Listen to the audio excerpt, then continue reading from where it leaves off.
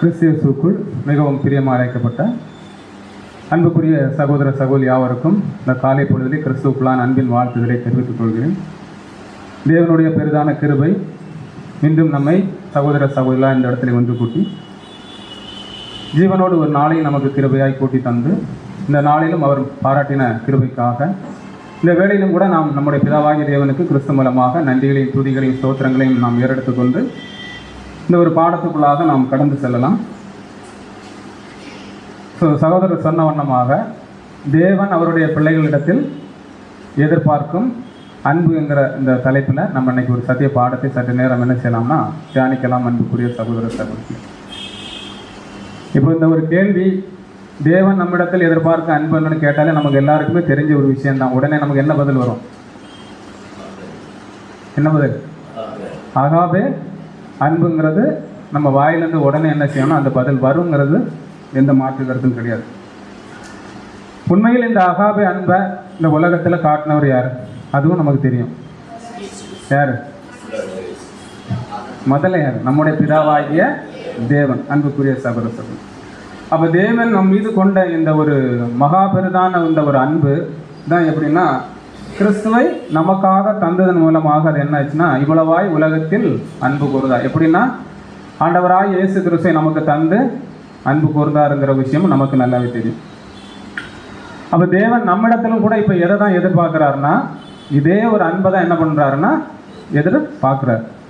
அப்படின்னா அன்புக்குரிய சகோதர சகோதரே, இப்போ இதே அன்பை தான் தேவன் நம்ம கிட்டத்திலும் எதிர்பார்க்குறாரு.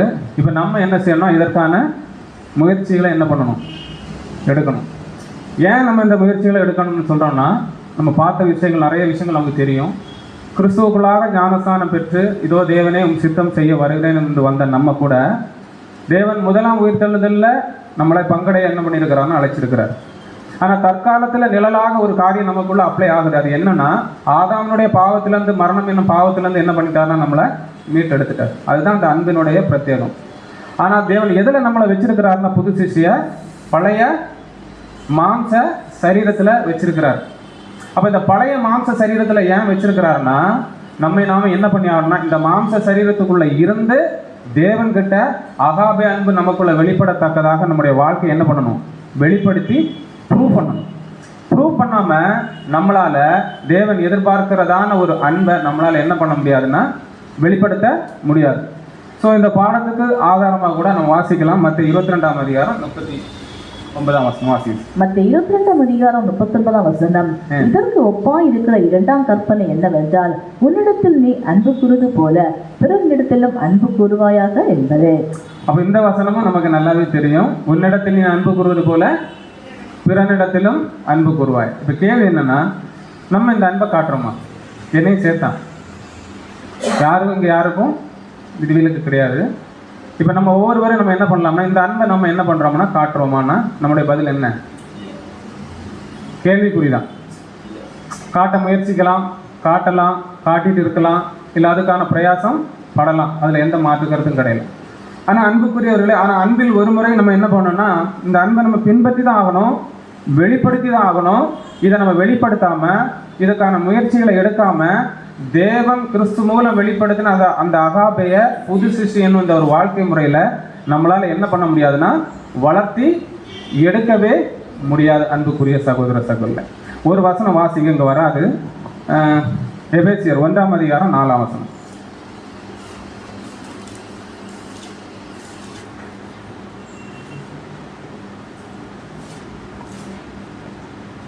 எபேசியர் 1ஆம் அதிகாரம் 4ஆம் வசனம்,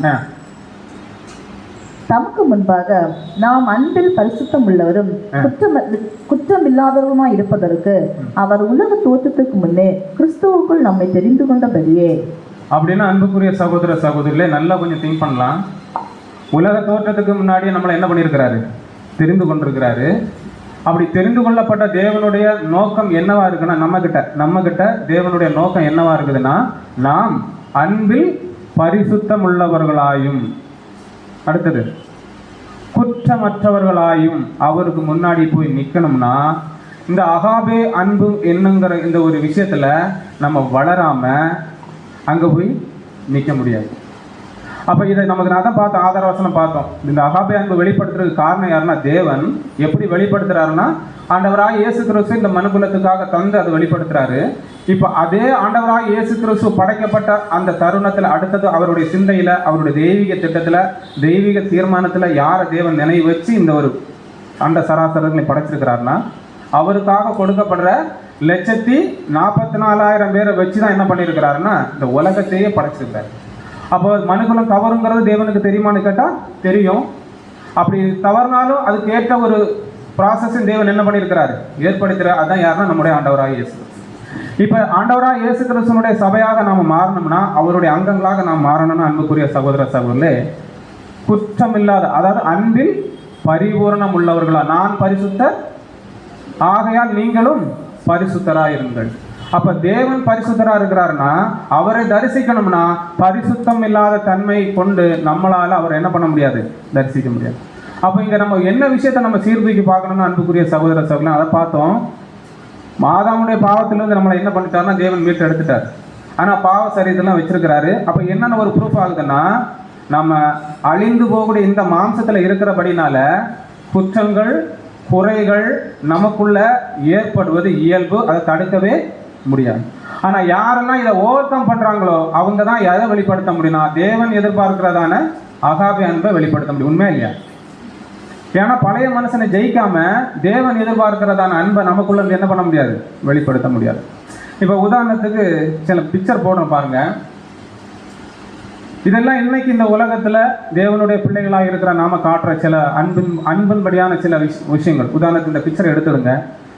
ஒரு சகோதரனோ சகோதரியிலோ உடம்பு சரியில்லாத பட்சத்தில் நாம செய்யக்கூடிய விஷயங்கள் என்ன, ஆஸ்பத்திரியில் போய் என்ன பண்ணுவோம், பார்க்குறோமா இல்லையா?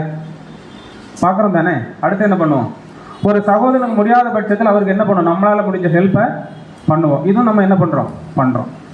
அடுத்து பார்த்தீங்கன்னா ஒரு சகோதரிக்கு நம்மளால முடிஞ்ச உதவிகள் பண்ணுற விஷயமா இருக்கட்டும், நம்ம பண்ணுறோமான்னு கேட்டால் பண்ணுறோம். அடுத்தது அது என்ன விதமான தேவைகளாக இருந்தாலும் நம்ம என்ன பண்ணுறோம். பண விஷயமா இருக்குமான்னு கேட்டால் பண்ணுறோம். அடுத்து பார்த்தீங்கன்னா சில வயது முதிர்ந்தவர்களுக்கு நம்மளால் இயன்ற விஷயங்கள், எக்லிஷா வர முடியாதுன்னா அவங்கள கொண்டு விடுறது, கூட்டிகிட்டு போகிற இந்த விஷயங்களை நம்ம என்ன பண்ணுறோம். அடுத்து பார்த்தீங்கன்னா ஒருவேளை ஏதாவது ஒரு வகையில் தவறுகளாக இருந்தாலும் கூட அவங்கள என்ன பண்ணுறோம், போய் அவங்கள பார்த்து அவங்கள என்ன பண்ணுறோம், மீண்டும் நீங்கள் என்ன பண்ணுங்கள், சத்தியத்துக்குள்ளாக ஓடுங்க. இன்னும் சில அறிவுரைகளை வேத வசனத்தின்படி கொடுத்தும் கூட நம்ம இங்கே இடத்துல என்ன பண்ணுறோம்னா செய்கிறோம். இதெல்லாம் நம்ம காட்டுறோமான்னு கேட்டால் காட்டுறோம், அதில் எந்த மாற்று கருத்தும் கிடையாது. அடுத்து நம்ம என்ன காட்டுறோம்னு பார்த்தீங்கன்னா அன்புக்குரிய சகோதர சகோதரே, ஹாஸ்பிட்டாலிட்டி. இதுவும் நம்ம என்ன பண்ணுறோம்னா காட்டுறோமா இல்லையா? சகோதரரை அன்போடு அரவணைத்துக் கொள்வது. அடுத்தது சகோதரருக்கு விருந்தோம்பல் பண்ணுற விஷயங்களை நம்ம என்ன பண்ணுறோம்னா பண்ணுறோம். இப்போ இதில் அடுத்து பார்த்தீங்கன்னா சபையில் ஒருவரோடு ஒருவர் கட்டி தழுவுறோம். சகோதரிகளும் அதை போல செய்கிறோமான்னு கேட்டால் என்ன பண்ணுறோம், செய்கிறோம். இதில் எந்த மாற்று கருத்தும் கிடையாது. ஆனால் அன்புக்குரிய சகோதர சகோதரே, இதெல்லாம் நாம் காண்பிக்க வேண்டிய தேவனுடைய தெய்வீக திட்டத்தில் கிறிஸ்துவின் சரீரமாக மாறக்கூடிய ஒவ்வொருவரும் செய்ய வேண்டிய வாழ்க்கை, வாழ வேண்டிய வாழ்க்கை. இதை நம்ம கண்டிப்பாக வாழ்ந்ததாகணும், அதில் எந்த மாற்று கருத்தும் கிடையாது. ஆனால் அடுத்தது பார்த்தீங்கன்னா அப்படியே நம்ம கொஞ்சம் எங்கே போகலாம்னா உலகத்தார் இடத்துலையும் போகலாம். இப்போ உலகத்தார் என்ன பண்ணுறாங்கன்னா, நாம் எப்படியெல்லாம் இப்போ பார்த்த அதே ரீதியில் அன்பை காட்டுறோமோ அதே அன்பை உலகத்தார் என்ன பண்ணுறாங்க, காட்டுறாங்க. உதாரணத்துக்கு இந்த 4 பிக்சரும் பாருங்கள். முதல் பிக்சரை நம்ம எப்படி எடுத்துக்கலாம்னா, அநாத ஆசிரமங்கள் இருக்கு இல்லையா, அம்மா அப்பா தவறின பிள்ளைகளை பாதுகாத்து வழி நடத்தக்கூடிய அநாத ஆசிரமங்கள் பார்க்குறோம். அடுத்து பார்த்தீங்கன்னா வயது முதிர்ந்தவர்களை எங்கே கொண்டு விடுவாங்க, முதியோர் இல்லத்தில் கொண்டு விடுவோம். இங்கே என்ன பார்க்குறோம், ஒரு அன்பை நம்ம பார்க்குறோம். அடுத்து என்ன பார்க்குறோம்னா ஹாஸ்பிட்டல்ஸில் சில ஸ்திரீகள் என்ன பண்ண இதுக்காகவே தங்களை அர்ப்பணிச்சிருப்பாங்க உலகத்தில். அவங்க கூட என்ன பண்ணுவாங்கன்னா, அவங்கள முடியாதவங்களுக்கு என்னென்ன வகையில் தங்களால் முடிஞ்ச ஹெல்ப் பண்ண முடியுமோ அதை கூட என்ன பண்ணுவாங்கன்னா பண்ணுவாங்க. அடுத்த 4வது பார்த்தீங்கன்னா தெருவோரங்களில் இருக்கிறவங்களுக்கு என்ன கொடுக்குறது, ஆகாரங்கள் கொண்டு கொடுக்குறது. இதெல்லாம் எதன் அடிப்படையில் கொடுக்குறாங்க உலகத்தை, வேண்டுங்கிற அடிப்படையில் கொடுக்குறாங்களா, வேண்டாதுங்கிற அடிப்படையில் கொடுக்குறாங்களா? கண்டிப்பாக அந்த மனசில் ஏதோ ஒரு ஓரத்தில் ஒரு உந்துதல் இல்லாமல் இவங்களும் கூட என்ன செய்யலைன்னா இந்த ஒரு அன்பை என்ன பண்ணலை, வெளிப்படுத்தலை. அன்புக்குரிய சகோதர சகோதரி, 2வது பட்சம் நம்ம பார்த்தோம் இல்லையா, நம்ம செய்கிற அதே அன்பை அவங்களும் செய்கிறாங்க. இங்கே பாருங்கள், இந்த 6 பிக்சரையும் பாருங்கள். இங்கேயும் கூட என்ன பார்க்குறோம்னா, ஒரு முதல் பிக்சர் என்னது, ஹாஸ்பிட்டாலிட்டி, அங்கே போய் பார்க்குற விஷயம். அடுத்து பாருங்கள், ஊனமுற்றவர்களுக்கு தங்கள் செய்யக்கூடிய கிரியைகள். அடுத்து பார்த்தீங்கன்னா அன்புக்குரிய சகோதர சகோதரிகளே, முடியாதவர்களுக்கு தங்களுக்கு கொடுக்கக்கூடிய விஷயங்களை கொடுக்கறது. இது எல்லா விஷயத்தையும் என்ன பண்ணுறோம், நம்ம பார்க்குறோம். இப்போ என் கேள்வி என்னன்னா, இரண்டுமே அன்பு தான். இந்த இரண்டுமே தேவனுடைய கிருபை. உலகத்தால் இந்த ஒரு அன்பை காட்டிட்டு இருக்கானாலும் கூட இது யார் ஏற்படுத்தின அன்பு தான். தேவன் ஏதோ ஒரு வகையில உலகத்தாரோட கொண்டிருக்கிற பீலி அன்பினுடைய வெளிப்பாடு தான், எந்த மாற்று கருத்தும் கிடையாது. அன்புக்குரிய சகோதர சகோதரிகளே, இந்த ரெண்டு அன்புலையும் நம்ம வெளித்தோட்டமா பார்க்கறதுக்கு என்ன இல்லை, எந்த வித்தியாசமும் நமக்கு தெரியல. ஆனா இங்க கேள்வி என்னன்னா, உலகத்தார் கொண்டிருக்கிற அதே அன்புக்கும் தேவன் அவருடைய பிள்ளைகளிடத்தில் எதிர்பார்க்கும் அன்புக்கும் நம்ம ஒன்றிணைச்சு கம்பேரிசன் பார்த்தோம்னா எப்படி இருக்கும்? வித்தியாசம் இருக்குமா இருக்காதா? கண்டிப்பா என்ன இருக்கும்னா வித்தியாசம் இருக்கும் அன்புக்குரிய சகோதர சகோதரிகள். இப்போ இதுல என்ன ஒரு விஷயத்தை நம்ம எதிர்பார்க்கலாம்னா, கேள்வியாவே கேட்கலாம்னா, நம்ம மேலே பார்த்தா நாம செய்யக்கூடிய அன்பும் இன்னைக்கு உலகத்தார் உலகத்தில் செய்யக்கூடிய அதே அன்புக்கும் வித்தியாசங்கள் நமக்கு நல்லாவே தெரியும். இப்போ கேள்வி என்னன்னா, இந்த அன்பை காட்டினா நாம கிறிஸ்துவின் சரீர அவயங்களாக மாற முடியுமா? நீங்க தான் பதில் சொல்லணும். கண்டிப்பா என்ன பண்ண முடியாது. எஸ் ஆர் நோவான்னு கேட்டா அன்புக்குரிய சகோதர சகோதரி, அதுக்கு நாம கொடுக்கக்கூடிய பதில்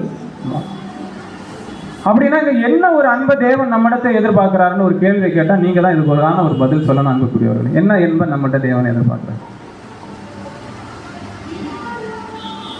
ஏன்னா நம்ம இவ்வளவு நேரம் பார்த்தது உலகத்தாராலே செய்ய முடியும்னா நம்மளால சர்வ சாதாரணமாக என்ன செய்ய முடியும்? செய்ய முடியும். அதுல எந்த மாற்று கருத்தும் கிடையாது. செய்யணுமான்னு கேட்டால் கண்டிப்பா செய்யணும், அதுலயும் எந்த மாற்று கருத்தும் கிடையாது. அப்படின்னா இந்த ஒரு வாழ்க்கையை கொண்டு நம்மளால என்ன செய்ய முடியாதுன்னா சரீர அவயங்களாக மாற முடியாது. இதுக்கு நம்முடைய மூத்த சகோதரர் சில விஷயங்கள் கொடுக்கிறார், வாசிக்கலாம் பாருங்க அன்புக்குரிய சகோதர சகோதரிகளே. முதல் விஷயம் வாசிங்க. அகாபே அன்பு சேவை சிந்தனையை கொண்டது. முதல்ல என்ன சொல்றாருன்னா, அகாபே அன்புங்கிறது சேவை மனப்பான்மையை கொண்டது. அடுத்தது, அது நான் என்ன பெறுவேன் என்று கேட்காது, நான் என்ன கொடுக்கலாம் என்று கேட்கும். அப்படின்னா இதை நம்ம எப்படி ஈஸியா புரிஞ்சுக்கலாம்னா, அந்த அன்பு மற்றவங்கள்ட்ட இருந்து நான் என்ன அடையணும்னு சொல்லி என்ன பார்க்காது, எதிர்பார்க்காது. மற்றவங்களுக்கு நான் என்ன செய்யணுங்கிறத என்ன நோக்கம், எதிர்நோக்கி.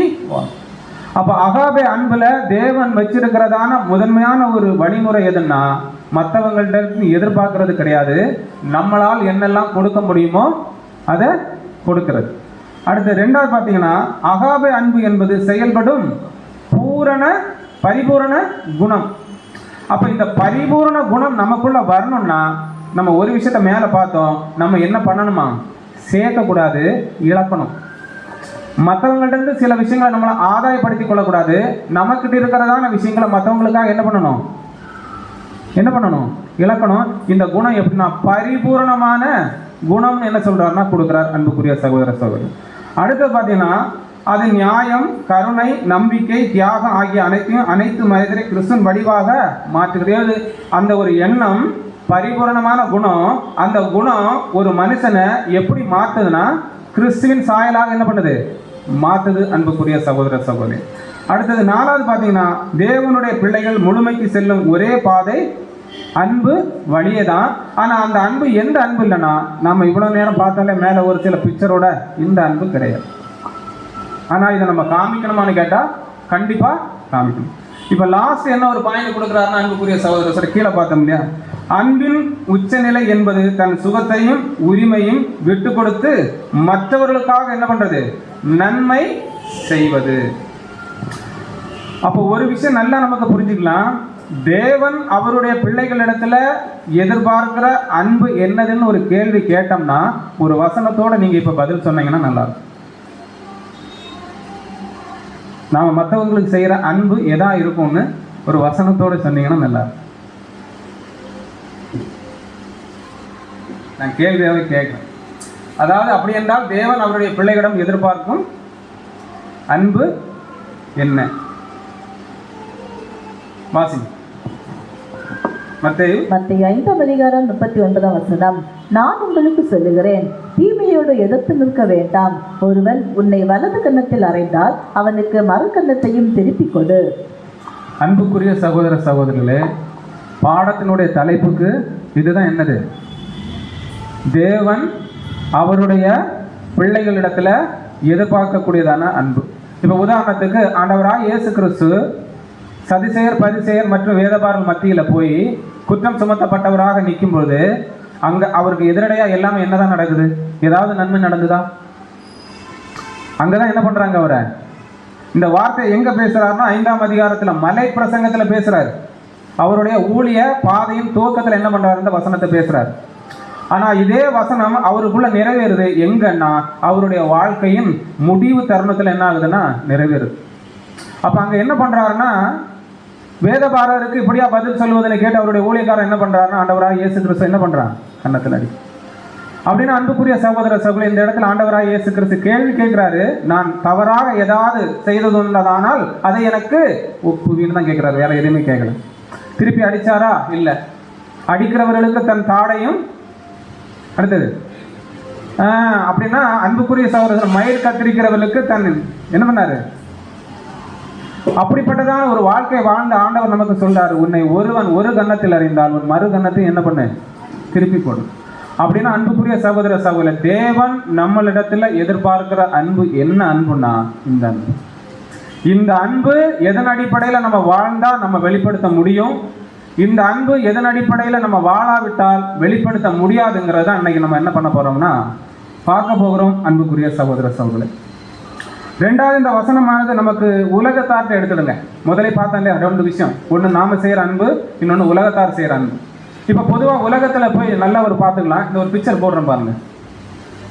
உலகத்தார் இடத்துல போய் அன்பு செலுத்துகிற இடத்துல இந்த வெளித்தோற்றமா இந்த ஒரு விஷயத்தை பார்த்தா இது நமக்கு எப்படி இருக்கும், பிரமிப்பா இருக்கும். ஆனால் அன்பு சகோதர சகோதரிகளே, அதே அவருடைய உள்மனதில் எப்படி இருக்கும்னா இப்படி தான் இருக்கும்.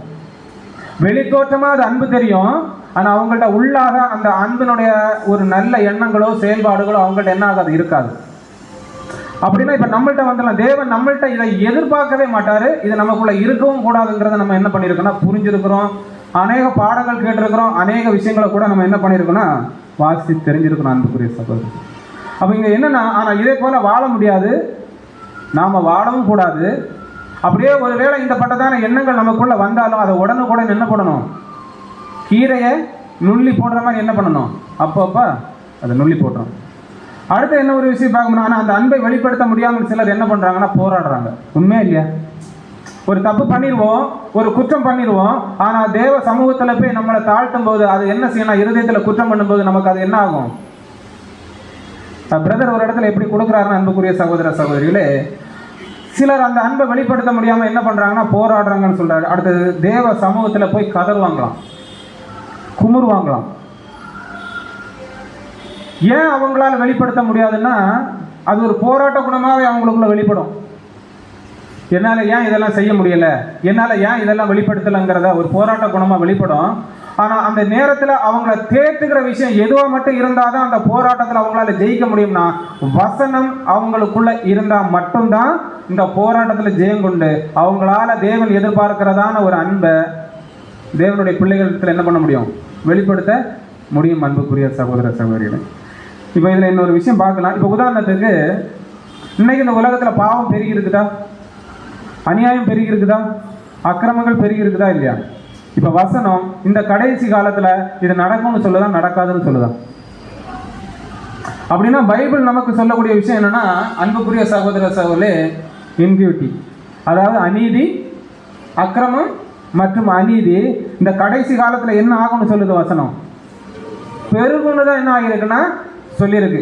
அப்போ இதை நாம் எப்படி புரிந்து கொள்ளலாம், நம்முடைய பார்வைக்கு எல்லாம் அக்கிரமங்களாக அநீதிகளாக தெரிகிறதுனால இங்கே யார் செய்கிறது சரியான விஷயம், யார் செய்கிறது தப்பான விஷயங்கிறத நம்மளால் என்ன பண்ண முடியலைன்னா சரியாக புரிந்து கொள்ள முடியல, கணிக்க முடியல. உண்மையா இல்லையா? சிலர் நல்ல விதமாக செஞ்சிருந்தா கூட அதை நம்ம பார்வைக்கு எப்படி தெரியுதுன்னா தப்பாக தெரியுது. சிலர் தப்பாக செஞ்சிருப்பாங்க, அது நம்முடைய பார்வைக்கு எப்படின்னா நல்லதா தெரியுது. அப்ப இது ரெண்டுலயும் நம்மளால கரெக்டான ஒரு செஷனை எடுக்க முடியலைன்னா, ஒரு என்ன சொல்றது, ஒரு புரிந்து கொள்ள தன்மையை நம்மளால முடியலைன்னா அதுக்கு காரணம் என்னவா இருக்கும்? எபிரேயர் 5ஆம் அதிகாரம் 13ஆம் வசனம், வேண்டாம் பார்க்க வேண்டாம், வசனம் என்ன சொல்லுதுன்னா, நீங்கள் குழந்தையா இருக்கிறபடியினாலே நீதியின் வசனத்தின் மேல் பழக்கம் இல்லாதவர்களா இருக்கிறபடியினால் நன்மை தீமை இன்னதென்று உங்களால பகுத்தறி என்ன பண்ண முடியல.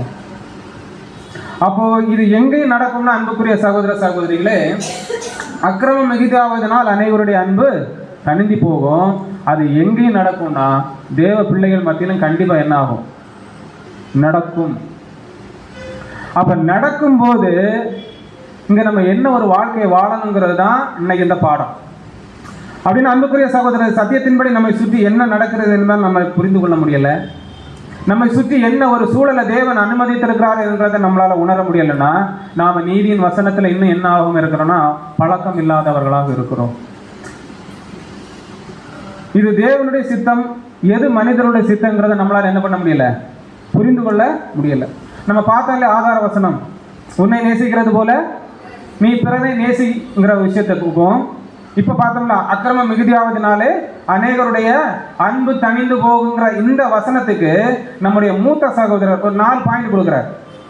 ரீப்ரண்ட் 767 4ஆம் பக்கத்துல 4 பாயிண்ட் கொடுக்குறார். என்ன கொடுக்குறாருன்னு அன்புக்குரிய சகோதர சகோதரே, முதல் காரியம் என்னன்னா தவறான ஆலோசனைகளை கேட்பது.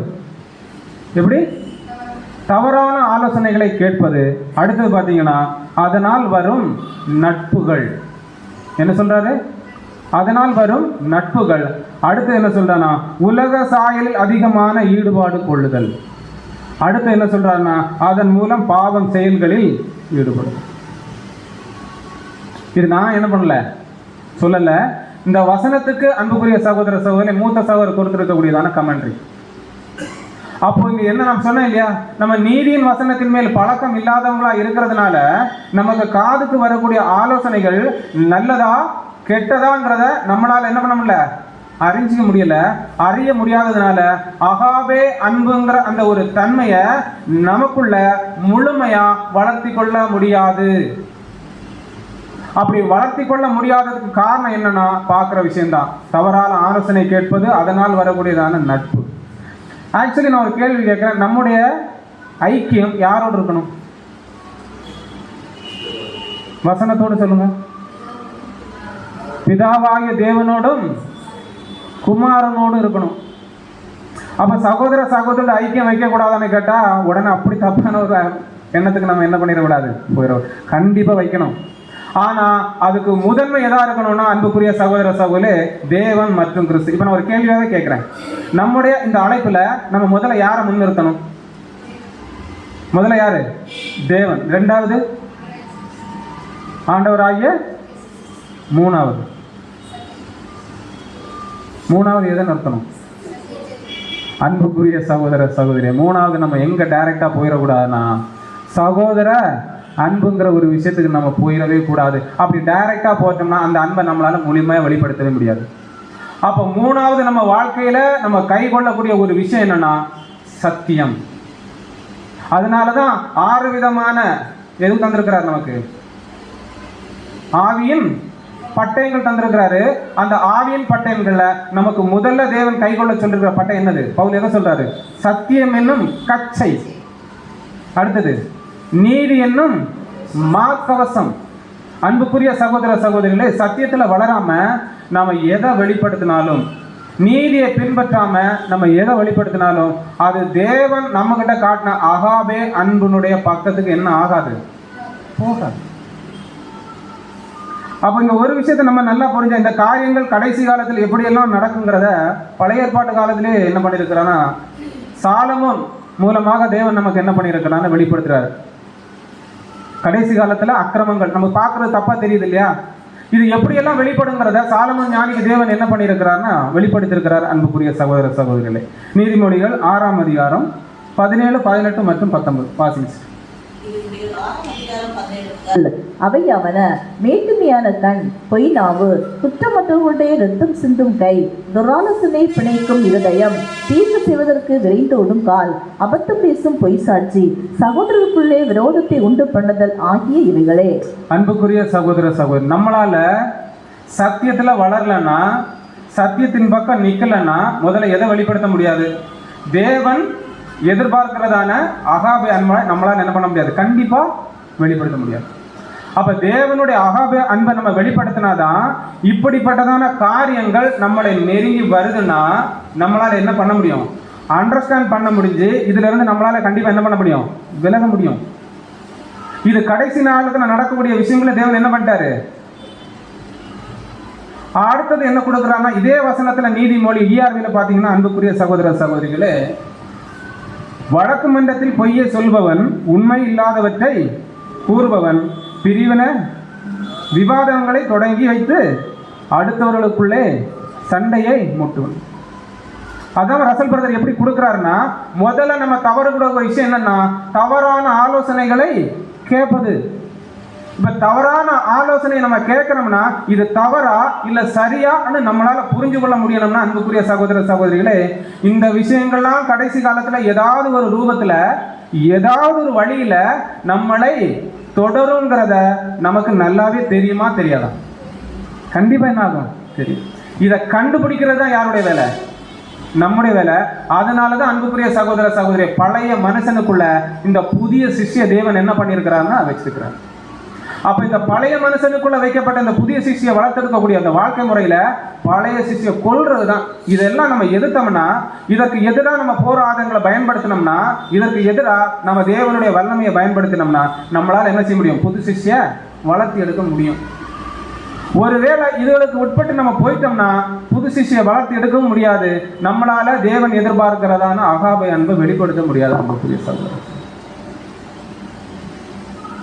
அதே பார்த்தீங்கன்னா இப்போ இவரோட மற்றவர்கள் காட்ட அன்பானது குறையுமா குறையாதா? ஒருவேளை இப்படிப்பட்ட திங்கிங் நம்ம பார்க்குறோம், அவங்கள்ட்ட போய் என்ன சொல்கிறோம்? பிரதர் இது தப்பு, சிஸ்டர் இதை நம்ம செய்யக்கூடாதுன்னு ஒரு விஷயத்தை நம்ம நீதியின்படி சத்தியத்தின்படி நம்ம சொல்லும்போது என்ன நடக்கும்? அன்பு குறையுமா கூடுமா?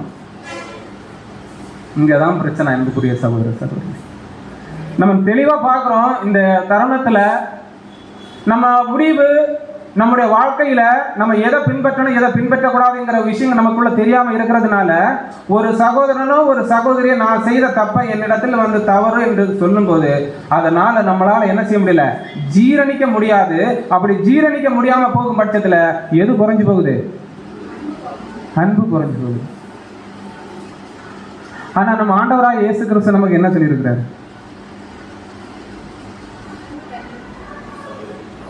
அன்பு தனிந்து போகணும்னு என்ன கொண்டிருக்காரு. அப்ப சகோதர அன்பை பற்றி நமக்கு யாராவது சொல்லித்தர வேண்டுமா? இப்போ சிம்பிளாவே கேட்குறேன். இல்லை இல்லை நம்ம இப்படிதான் வாழணும், மற்றவங்களை பகைக்க கூடாது, மற்றவங்களை நேசிக்கணுங்கிற விஷயத்த நமக்கு யாராவது சொல்லித்தரணுமான்னு கேட்குறேன். சொல்லித்தரணுமா வேண்டாம்? வசனம் சொல்லுது, உங்களுக்கு அதை குறித்து சொல்லித்தர வேண்டிய அவசியம் இல்லை. அன்புக்குரிய சகோதர சகோதரி, வசனம் வாசிக்கலாம். 1 தெசலோனிக்கேயர் 4:9. சகோதர சிநேகத்தை குறித்து நான் உங்களுக்கு எழுத வேண்டுவதில்லை, நீங்கள் ஒருவரில் ஒருவர் அன்பாயிருக்கும்படிக்கு தேவனால் போதிக்கப்பட்டவர்களாக இருக்கிறீர்களே. நல்ல மனசுல கையெழுத்து சொல்லுங்க, நம்ம போதிக்கப்பட்டிருக்கிறோமா இல்லையா? அன்பை குறித்து நம்மள்ட்ட என்ன பண்ண தேவையில்லை, சொல்ல தேவையில்லை. நீங்கள் தேவனாலே போதிக்கப்பட்டு இருக்கிறீர்களே. அப்போ அன்புக்குரிய சகோதர சகோதரி, இதன் அடிப்படையில் நம்முடைய வாழ்க்கையின் முன்னோட்டம் இருந்தாதான் தேவன் எதிர்பார்க்கிற அன்பை நம்மளால் என்ன பண்ண முடியுதுன்னா வெளிப்படுத்தணும். அதே இதில் அடுத்த வசனம் 1 தெசலோனிக்கேயர் 4:18 வசனம். 1 தெசலோனிக்கேயர் 4:18. ஆகையால் இந்த வார்த்தைகளினாலே நீங்கள் ஒருவரையொருவர் தேற்றுங்கள். அப்போ இந்த இடத்துல சொல்லப்படுற விஷயம் என்னன்னா, இந்த விஷயங்களை வெளிப்படுத்தி ஒருவருக்கு ஒருவர் என்ன பண்ணுங்க? தேற்றுங்க. நம்ம போயிட்டு இருக்கிற பாதை தப்பு, நம்ம செய்கிற செயல்கள் தப்பு, இது நமக்குள்ள இருக்குமானால் நம்ம என்ன பண்ணிக்கலாம்? சரி செய்து கொள்ளுங்கள். ஒருவரை ஒருவர் நீங்க என்ன பண்ணணுமா? கேட்டுங்க. இப்ப யோவான் 15:17 யோவான் 15:17.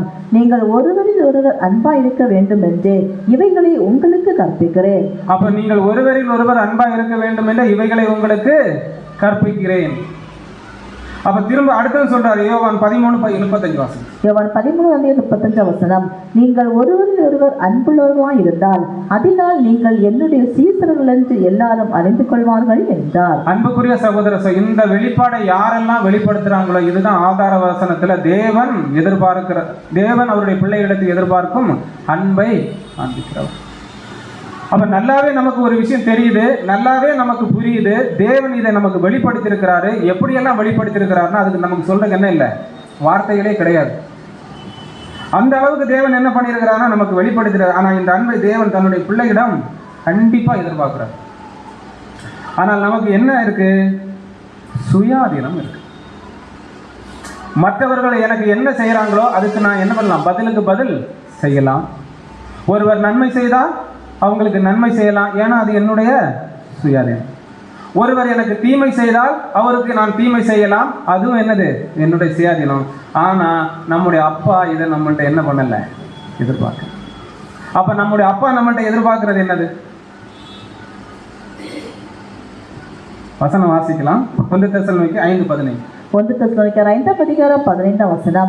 ஒருவனும் மற்றொருவர் செய்யும் தீமைக்கு தீமை செய்யாதபடி. அப்ப இந்த வசனம் என்ன சொன்னா, ஒருவனும் ஒருவனுக்கு மற்றவனுக்கு எதிராக தீமைக்கு எதிராக தீமை செய்யாதிருங்கள். அடுத்த வாசம். உங்களுக்குள்ளும் மற்ற யாவருக்குள்ளும் எப்பொழுது நன்மை செய்ய நாடுங்கள். அப்போ தேவனுடைய பிள்ளைகள் எதை செய்ய மட்டும்தான் நாடணுமா? நன்மை செய்ய மட்டும்தான் நாடணும். அடுத்து பார்த்தீங்கன்னா, தீமைக்கு தீமையும் உதாசீனத்துக்கு உதாசீனத்தையும் சரி கட்டாமல் அதற்கு பதிலாக நீங்கள் ஆசீர்வாதத்தை சுதந்திரித்துக் கொள்ளும்படி அழைக்கப்பட்டவர்கள் என்று அறிந்து ஆசீர்வதிங்கள். நாம ஒரு நாள் போய் ஆசீர்வாதம் ஆண்டவராய் இயேசு கிறிஸ்துவுக்கு முன்பாக நீங்கள் பெற்றுக்கொள்ளணும்னா இன்னைக்கு மற்றவங்களை நம்ம என்ன செய்யணுமா? ஆசீர்வதிக்கணும். அப்ப இந்த அன்பை ஆன்மிக்க ஒரு நாள் போதுமா 2 நாள் போதுமானு கேட்டால் கண்டிப்பா நம்மளால முடியாது. அதுக்காக தான் தேவன் என்ன பண்ணிட்டாருன்னா, என்னைக்கு நம்ம தேவனோடு நம்ம மனசாட்சி பொருந்தி நம்ம கிறிஸ்துவுக்குள்ளாக நம்ம அர்ப்பணிச்சிட்டோமோ அன்னைக்கு பழைய மனுஷனுக்குள்ள புதிய சிஷ்யம் என்ன பண்ணிட்டாரு, கொண்டு வச்சுட்டாரு. இப்போ என்ன என் வாழ்க்கையில் நடந்தாலும், எப்பேற்பட்டதான சூழலுக்குள்ள நான் கடந்து போனாலும், அன்புக்குரிய சகோதர சகோதரிகளே, அன்பில் முடிவு வரைந்த நிலை நிற்பவனே என்ன பண்ணப்படுவான்? ரட்சிக்கப்படுவோம். இது நம்ம பார்த்த மத்தேயு 24:13 அடுத்த வசனம். அப்ப முடிவு பருந்திய நிலை நிற்பவனே ரட்சிக்கப்படுவானா? எதுலன்னா அன்பில். அந்த அன்பு எந்த அன்புன்னா ஆகாபி அன்பு. நம்ம முதல்ல பார்த்த பிக்சர்ல காட்டுற அந்த அன்பு கிடையாது. அப்படின்னு அன்புக்குரியவர்களை, இந்த அன்பை தேவன் அவருடைய பிள்ளையிடத்துல எதிர்பார்க்கிறார். இதான் நம்ம பார்த்த ஆதார வசனம். இந்த அன்பை வெளிப்படுத்த தவறுகள் என்ன செய்வார்கள்? அநேகர் சபை கூடி வருதலை விட்டு விடுவார்கள். ஒரு கஷ்டம் இருக்கும், ஒரு மனத்தாங்கள் இருக்கும். அப்படி செய்யும் போது சபை கூடுகிறதுல விட்டு விடுறோம்னா, இப்போ சகோதரனை பகைக்கிறோமா, தேவனை பகைக்கிறோமா? மண்ணால் என்ன பார்த்தோம்? இந்த சிறியரில் ஒருவனுக்கு நீ எதை செய்யறியோ அதை எனக்கு என்ன பண்ற, செய்யற. அப்ப நம்ம எதை செஞ்சாலும் அன்புக்குரிய சகோதர சகோதரி, நல்லது செஞ்சா கனம் தேவனுக்கு, கெட்டது செஞ்சா தூஷணமும் யாருக்கு தான் போய் அடையும்? தேவனுக்கு தான் போய் அடையும். அப்ப நல்லது செய்யணுங்கிறது தான் இந்த இடத்துல கூட்டி சேர்க்கப்பட்டு நம்மளை என்ன பண்ணிட்டு இருக்கனா சுத்திகரிச்சுட்டு இருக்கிறாரு, நல்வழிப்படுத்த முயற்சிக்கிறாரு. ஏதாவது ஒரு வகையில தவறுதலா நம்ம செயல்பட்டா கூட நமக்கு என்ன தராரு? மீண்டும் மீண்டும் வாய்ப்பை தராரு. அதுக்காக ஒருத்தர் எப்போதும் தேவ சமூகத்துல நமக்காக என்ன பண்ணிட்டு இருக்காரு? பரிந்து பேசிக்கிட்டும் இருக்கிறார். இவங்க என்ன நினைப்பாங்கன்னா, என்னால நான் என்ன வேணா என்ன பண்ணலாம், சத்தியத்துக்குள்ள நிக்கலாங்கிற ஒரு மனம் வரும். ஆனா வசனம் சொல்லுது, சபை கூடி வருதலை சிலர் விட்டு விடுகிறது போல நீங்களும் என்ன பண்ணாதீங்க. அப்படின்னா அன்புக்குரிய சகோதர சகோதரி, இதுக்கு நம்ம வரல. நம்முடைய நோக்கம் ஒரே நோக்கம். என்ன நோக்கம்னா, தேவன் என்ன எதிர்பார்க்கிறாரோ அதுக்கு நாம் என்ன செய்யணுங்கிறது தான் நம்முடைய நோக்கங்களாக இருந்தால் தான் அன்புக்குரியவர்களே, இந்த புது சிஷ்யை வளர்த்தெடுக்கக்கூடிய இந்த வாழ்க்கை முறையில பழைய மனுஷனை நம்மளால் ஜெயம் கொள்ள முடியும். அடுத்து பார்த்தீங்கன்னா, அப்போ சபை கூடுதல் என்பது நாம் எந்த வகையில் நம்முடைய தவறுகளை சரி, உதாரணத்துக்கு சபை கூடியவர்கள் நம்ம ஏன் கலந்துக்கணும்னு ஒரு கேள்வி கேட்டால் நம்ம பதில் என்ன இருக்குன்னா, இங்கே வந்தாதான் எது தவறுங்கிறத நம்மளால ஆழமாக என்ன பண்ண முடியுது, பார்க்க முடியுது. எது குற்றங்கிறத நம்மளால என்ன பண்ணோம்னா கூர்ந்து கவனிக்க முடியுது. புது சிஷ்டி ஒழுங்குமுறையில் மூத்த சகோதரர் எழுதுறாரு, அநேகருடைய இருதயத்தில் என்ன கேள்வி வருதுன்னா, ஏன் தேவனே சபையில மட்டும் அநேக பிரச்சனைகள் என்ன ஆகுது, உருவாகுது. அதுக்கு மூத்த சகோதரர் கொடுக்குறாரு, இங்கதான் அநேக வைரங்கள் என்ன ஆகுது, இருக்குது. அப்ப அநேக வைரங்கள் இருக்கிறதுனால சத்திய வளர்ச்சியில பெருக பெருக இங்க என்னதான் நடக்கும்னு அன்புக்குரிய சகோதர சகோதரிகளே, மனக்கசப்புகள் உண்டாகலன்னா தான் இது எங்க இல்ல, தேவனுடைய சபை கிடையாது. அப்ப இங்க மனத்தாங்கள் மன சங்கடங்கள் ஏற்படுதுன்னா இதுதான் தேவனுடைய சபை. தேவன் நம்மை இன்னொரு வைரத்தை என்ன பண்றாரு, உடம்பெடுக்கிறார். அப்ப இங்க வைரம் என்னதான் பண்ணியாகணும், கையை கட்டிட்டு எந்த சூழலுக்காக. அப்போ பவுல் சொல்றாருல, எனக்கு வாழ்ந்திருக்கவும் தெரியும் தாழ்ந்திருக்கவும் தெரியும், எந்த நேரத்தில் எனக்கு என்ன செய்யணும் எனக்கு தெரியும். நீதியின் பக்கம் நான் நிக்கணுமா, அந்த நேரத்தில் நீதியின் பக்கம் நிக்கணும். அன்பின் பக்கம் நிக்கணுமா, அந்த இடத்துல தேவன் எதிர்பார்க்கிற அன்பை தேவனுடைய பிள்ளைகள் இந்த இடத்துல வெளிப்படுத்தணும். சத்தியத்துக்காக ஓடணுமா, அந்த இடத்துல அவங்க அதுக்காக நிக்கணும். அன்புக்குரிய இதுக்கு அந்த இடத்துல என்ன பண்ணப்பட்டிருக்கோம், கூட்டி சேர்க்கப்பட்டிருக்கிறோம். ஆனா இந்த இடத்துக்கு வராம ஒருவர் புது சிஷ்யா தன்னை மாற்றிக் கொள்ளவே முடியாது. அன்புக்குரிய சகோதர சகோதரி, சபை கூடுதலை விட்டுவிட்டு தேவனுடைய தெய்வீக திட்டத்திலான வேலைகளை செய்யாம, தேவன் நம்மளை வழிநடத்துற விஷயங்களை உணராம நம்மளால என்ன பண்ண முடியாதுன்னா கிறிஸ்துவின் சரீர அவயமா மாற முடியாது. நம்மளால கிறிஸ்துவின் சரீர அவயமா மாறணும்னா தேவன் எதிர்பார்க்கிறதான வாழ்க்கை முறையை நம்ம வாழ்ந்தே ஆகணும். அது உங்களுக்கு மட்டும் இல்லை, எனக்கும் சேர்த்துதான். நமக்கு மட்டும் இல்லை, இந்த வேதமான ஒரு ஐக்கியத்துல சத்தியத்தின்படி யாரெல்லாம் இருக்கிறாங்க எல்லாருக்குமே இது பொருந்தும். அப்ப இங்க நம்முடைய வேலை என்ன? ஒரே வேலை அன்புக்குரிய சகோதரரே, ஆண்டவராகிய இயேசு கிறிஸ்து என்ன பண்றது? பின்பற்றுறது. அது மட்டும்தான் தேவன் நமக்கு தந்திருக்கிற வேலை. இன்னைக்கு ஒருத்தர் நம்ம கண்ணுக்கு என்ன பண்ணுவாரு? நல்ல விதமா தென்படுவார். அதே சகோதரர் நாளைக்கு நமக்கு எதிராக ஒரு சின்ன குற்றமோ குறையோ பண்ணிட்டாருன்னா நமக்கு அவர் எப்படி மாறி விடுவாரு? துரோகியா இல்ல, சத்ருவா என்ன பண்றாரு? மாறுறாரு. அங்கே ஆண்டவர் என்ன சொல்றாரு? உங்கள் சத்ருக்களை சிநேகிகள் தான் சொல்லிக்கிறார் தவிர விரோதிக்கு என்ன பண்ணல, சொல்லல. அப்ப தேவன் நம்மளுடைய எதிர்பார்ப்பதை நிறைவேற்றதான் நம்முடைய வேலையாக இருக்கணும். யார் நிந்திச்சாலும் சரி, யார் தூசிச்சாலும் சரி, யார் சபித்தாலும் சரி, யார் நம்மை உதாசீனப்படுத்தினாலும் சரி, நம்முடைய அன்புக்குரிய சகோதர சகோதர ஓட்டம் தொடர வேண்டும். அது எதன் பின்னாடினா ஆண்டவராகிய இயேசு கிறிஸ்துவுக்கு பின்னாடி. அப்படின்னா அன்புக்குரிய சகோதரர் அப்போஸ்தலனாகிய பவுல் இங்க ஒரு சில விஷயத்தை நமக்கு 1 கொரிந்தியர் 13ஆம் அதிகாரத்தில் கொடுக்குறாரு. வசனம் வாசிக்கலாம். 1 கொரிந்தியர் 13ஆம் அதிகாரம் 1-3 முடிய வாசிச்சு. 1 கொரிந்தியர் 13ஆம் அதிகாரம் 1 முதல், நான் மனுஷர் பாஷைகளையும் தூதர் பாஷைகளையும் பேசினாலும் அன்பு எனக்கிராவிட்டால் சத்தமிடுகிற வெண்கலம் போலவும் ஓசையிடுகிற கைத்தாளம் போலவும் இருப்பேன். நான் தீர்க்க தரிசன வரத்தை உடையவனாயிருந்து சகல ரகசியங்களையும் சகல அறிவையும் அறிந்தாலும் மலைகளை பெருக்கத்தக்கதாக சகல விசுவாசம் உள்ளவனாயிருந்தாலும் அன்பு எனக்கிராவிட்டால் நான் ஒன்றும் இல்லை.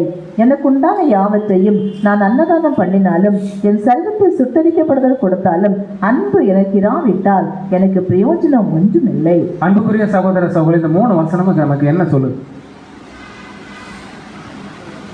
முதல் வசனம் எதை பத்தி சொல்லுது?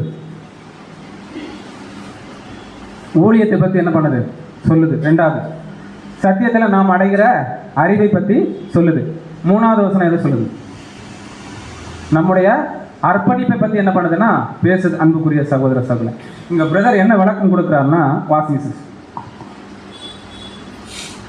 ஒருவர் நல்ல காரியங்களை செய்தாலும் அவற்றின் நோக்கம் மனிதர்களிடம் கீர்த்தி பெறுவதற்காகவே இருந்தால் அதில் தேவனுடைய அன்பு இல்லை. முதல்ல கொஞ்சம் பிக்சர் பார்த்தோம் இல்லையா? என்ன பிக்சர் பார்த்தோம்? மற்றவங்களை கவனிக்கிறது, மற்றவங்களை உபசரிக்கிறது, மற்றவங்களிடத்துல அன்பு செலுத்துறதான விஷயங்கள் பார்த்தோம்ல. அது காட்டணுமா காட்டக்கூடாதா? கண்டிப்பா என்ன பண்ணணும்? காட்டணும். ஆனா அதனுடைய நோக்கம் மற்றவங்களிடத்தில் எதையாவது எதிர்பார்த்து இருந்தா அந்த அன்பு யார் எதிர்பார்க்கிற அன்பு கிடையாது. இதுதான் 1 கொரிந்தியர் 13ஆம் அதிகாரம் 1ஆம் வசனம் பவுல் சொல்றக்கூடியதான ஆவிக்குரிய விளக்கம். அப்படின்னா அன்புக்குரிய சகோதர சகோதரிகளே, நம்ம எதை செய்யறோங்கிறது முக்கியம் இல்லை, அதுக்கு நம்ம பின்னாடி இருக்கிற நம்ம இருதயத்தினுடைய நோக்கம் ரொம்ப ரொம்ப முக்கியம். என்ன சொல்றாருன்னா அப்போஸ்தலனாகிய பவுல் சொல்றாரு. அடுத்தது 2ஆம் வசனம். 2ஆம் வசனத்துக்கான விளக்கம் வாசி. உண்மையான அறிவு அன்பை உண்டாக்க வேண்டும், இல்லையெனில் அது வெறும் பெருமை மட்டுமே. என்ன சொல்றாரு? உண்மையான அன்பு, உண்மையான அறிவு அன்பை உண்டாக்க வேண்டும், இல்லையெனில் அது வெறும் பெருமை மட்டுமே. என்னதான் எனக்குள்ள அறிவு இருந்தாலும் அந்த அறிவுக்குள்ள எனக்கு என்ன வரணும்? மனத்தாழ்மையான விஷயம் வரணும்.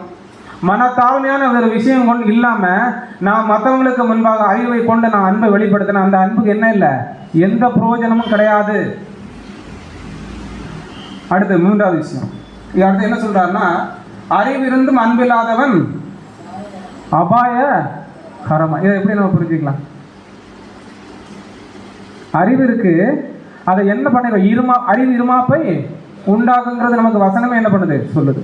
அப்ப இவங்க அன்பு இருந்தும், அதாவது அறிவு இருந்தும் அன்பில்லாதவன் எப்படி சொல்றாரு? அபாயகரமானவன். அடுத்து 3வது விஷயம் சொல்றாரு, வாசிங்க. வெளிப்படையான அர்ப்பணிப்பு செயல்களும் சத்தமுள்ள வெளிப்பாடுகளும் உண்மையான அன்பின் கனியை மாற்ற முடியாது. 3வது விஷயம் பார்க்கிறோம். இது அர்ப்பணிப்பின் வாழ்க்கையில நம்ம செய்யற விஷயங்கள். என்ன சொல்றாங்க? வெளிப்படையான அர்ப்பணிப்பு செயல்களும் சுத்தமுள்ள வெளிப்பாடுகளும் உண்மையான அன்பின் கனியை மாற்ற முடியாது. அதே வசனத்துக்கு அடுத்து என்ன கொடுக்குறாருன்னா, கடவுளின் பார்வையில் எவ்வளவு தியாகம் செய்தாலும், நல்ல கவனிங்க, கடவுளுடைய பார்வையில் எவ்வளவு தியாகம் செய்தாலும் நீதியை பொற்கோள் விதியை மீறினால் அது தேவனுக்கு பிரியமல்ல. என்னதான் நான் அர்ப்பணிச்சிருந்தாலும், என்னதான் நான் நான் சொல்லலாம், என் சரீரத்தை நான் சுட்டரிப்பதற்கு கொடுத்தாலும், நான் என்னதான் கொண்டு அன்னதானம் பண்ணினாலும், அன்பு எனக்கு ராவிட்டால் அந்த அன்பு என்ன அன்பு சொல்றாருன்னா, எதிர்பார்ப்பில்லாத தன்னலமான அன்பா, தன்னலமற்ற அன்பா, தன்னலமற்ற அன்பு. அன்புக்குரிய சகோதர சகோதரி, அதுதான் அதே 1 கொரிந்தியர் 13 கடைசி வசனத்துல முடிக்கிறார். எப்படி முடிக்கிறான்னா, இப்பொழுது விசுவாச, நம்பிக்கை, அன்பு மூன்றும் நிலைத்து இருக்கிறது, இவைகளில் அன்பே பெரியது. எந்த அன்பு? உன்னை ஒரு கன்னத்தில் அறைந்தால் உன் மறுகன்னத்தை திருப்பி கொடுக்கணும்னு பார்த்தோம் இல்லையா, அந்த அன்பு. செய்கிற எந்த விஷயத்திலும் பின்னால ஒரு நோக்கம் இல்லாமல் இருக்கும் இல்லையா, அந்த அன்பு.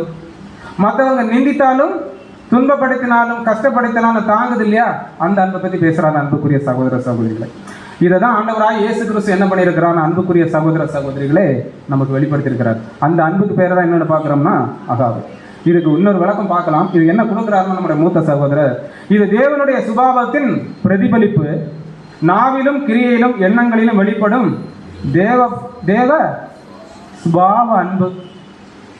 அப்ப இந்த தேவ சுபாவ அன்பை நம்ம வெளிப்படுத்தின அன்புக்குரிய சகோதரர், நம்ம சாக்ரிஃபைஸ் எப்படி இருக்கணும், நம்முடைய அர்ப்பணிப்பின் வாழ்க்கை எப்படி இருக்கணுங்கிறது தான் நம்ம இன்னைக்கான பாடம். அடுத்த கொடுக்குறார், மனிதர் சில நல்ல காரியங்களை மனிதரின் பாராட்டுக்காக செய்யலாம், கொடுக்கிறார், செய்யலாம். ஆனால் தேவனுக்கு பிரியமானது அகாபே, அன்போடு செய்யப்பட்ட காரியம்தான். அடுத்து என்ன கொடுக்குறாருன்னா, இந்த அகாபே அன்பு இல்லாத இடத்தில் விளைவுகள் எப்போதும் தீங்காகவே இருக்கும்.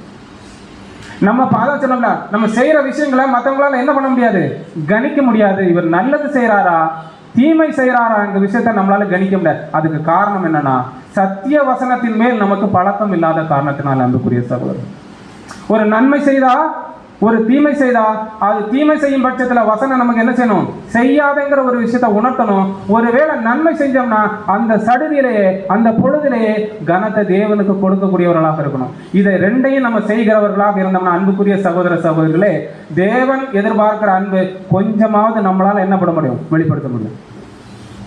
இப்ப இந்த கோணத்துல போய் தான் 1 கொரிந்தியர் 13 4 வாசிங்க. 1 கொரிந்தியர் 13 4 அன்பு நீடிய சாந்தமும் தயவும் உள்ளது, அன்புக்கு பொறாமை இல்லை, அன்பு தன்னை புகழாது, இருமாப்பா இராது. எந்த அன்பு பார்க்க போறோம் அப்படின்னா, தேவன் எதிர்பார்க்கிறதான ஒரு அன்புங்க என்ன சொல்றாருன்னா, அப்போஸ்தலனாகிய பவுல், அது நீடிய சாந்தமும் தயவும் உள்ளது, அன்புக்கு பொறாமை இல்லை, அன்பு தன்னை புகழாது, இருமாப்பா இராது. எந்த இடத்திலுமே தன்னை என்ன பண்ணாது, அது தூக்கி நிறுத்தாது. அப்படி நிறுத்தப்படுதுன்னா அது தேவன் எதிர்பார்க்கிறதான அன்பே கிடையாது. அன்புக்குரிய சகோதரர், அதனால தான் பார்க்குறோம் ஆண்டவராய் இயேசு கிறிஸ்து முதல் வசனம் அன்பு நீடிய சாந்தம் உள்ளதுங்கிறது வசனம் எப்படி பார்க்குறோம்னா, பிலிப்பியர் 2:8 அவர் மனுஷ ரூபமாய் காணப்பட்டு மரண பரிந்தியம், அதாவது சிலுவையின் மரண பரிந்தியம் நம்மை தாழ்த்தினார். அடுத்தது பிறர் பலவீனங்களை பிரதர் கொடுக்கிறார் இந்த வசனத்துக்கு. பிறர் பலவீனங்கள் குறைகள் இருந்தாலும் அவர்கள் நல்ல நோக்கம் கொண்டவர்களாக இருந்தால் பொறுமையுடன் அதை என்ன பண்ணுமா தாங்கும். அடுத்த கொடுக்கிறாரு, சீக்கிரம் வெடிக்கும் கோபம், மூர்க்கமான பார்வை, அன்பில் வளர்ச்சி இல்லை. இதுல இருந்தா நம்ம என்ன செய்யணும், நம்மை நாமே சரிபடுத்திக்கணும். இப்ப அடுத்த கொடுக்கிறாரு, அன்பு கனிவா இருக்கும், தயவு. இப்ப இந்த தயவுங்கிறதுக்கு நம்ம மூத்த சகோதரர் என்ன கொடுக்கிறாருன்னா, அன்புக்குரிய சகோதர சகோதரி, இந்த இடத்துல நம்ம யாரை பார்க்கலாம், கனிவா இருக்கும். அதாவது மற்றவங்களுக்கு தயவு காட்டுற விஷயத்த நம்ம எப்படி புரிஞ்சுக்கலாம், யாரை எடுக்கலாம், பழைய ஏற்பாட்டிலானாலும் சரி புதிய ஏற்பாட்டிலானாலும் சரி. நானே போட்டேன், யாரு, சவுலு, தாவீது. யார் இங்க தயவு காட்டியிருக்கிறா, தாவீது என்ன தயவு காட்டினாரு, என் தேவ அபிஷேகம் பண்ணப்பட்ட மனுஷன் மேல் என் கையை என்ன பண்ண மாட்டேன், போட மாட்டேன்.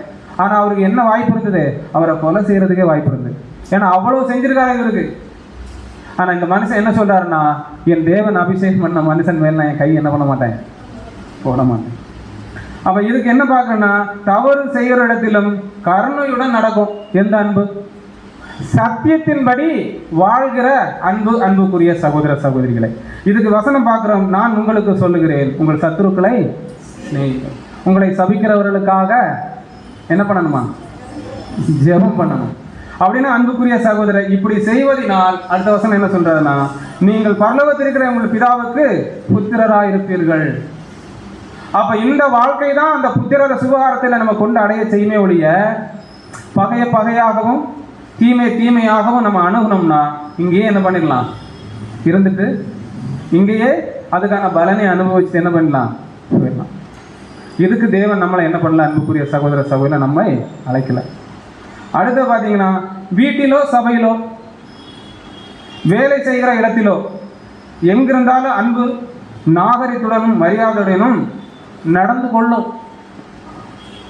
அப்படி நடக்கிறதுக்கு பேர் தான் என்னது, தேவன் எதிர்பார்க்கிறதான அன்பு. அவர் ஒரு நபர் நம்மள்ட்ட வந்து என்ன சொன்னா, எப்பா அவர்கிட்ட சொல்லுங்க, அந்த சொன்னா அவர் என்ன பண்ணுவார், அதை கரெக்டாக பண்ணுவார்.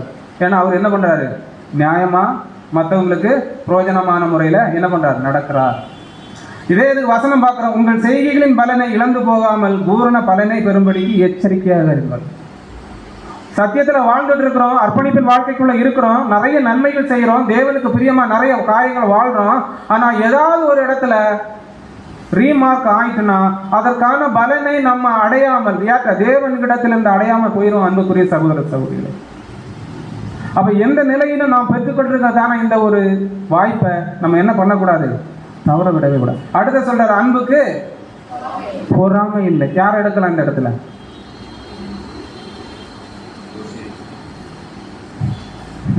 ஆனா நான் வேற ஒரு எடுத்திருக்கேன். யாரு பார்த்தீங்கன்னா, தாவீது, யோனாத்தான். ஆக்சுவலி சவுலுக்கு அடுத்தது யார் ராஜாவாகணும்? யோனாத்தான் தான் என்ன பண்ணணும், ராஜாவாகணும். இப்போ இந்த இடத்துல நம்மளை வச்சுக்கலாம். யோனாத்தான இடத்துல விட்டு கொடுத்தோம்னா தேவன் எதிர்பார்க்க அன்புன்னு வச்சுக்கலாம்.